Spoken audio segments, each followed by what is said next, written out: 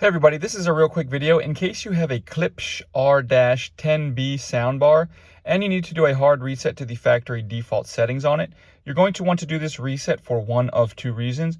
The first one is troubleshooting in case this soundbar is not working for some reason, like it's not connecting to Bluetooth, or it's not syncing or pairing with your device, or it keeps disconnecting, not responding, etc. A factory reset will fix a lot of these issues.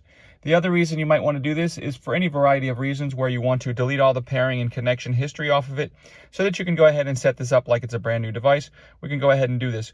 With this device, the first thing we want to do is go ahead and turn it off and unplug everything from it, all the cables and everything like that. Once everything's unplugged, then we can plug in just the power cable and then turn it on. And then with the LED light being solid red on it, we're just going to come in and we're going to find the mute button and the volume down button and just hold both of those buttons simultaneously, mute and volume down, until the LED indicator light blinks several times in red, at which point we can release these buttons. It's now been reset. So now what you want to do is you want to go ahead and unplug it again, turn it off and unplug it, and then just plug everything back in, turn it back on, and set it up like a brand new device.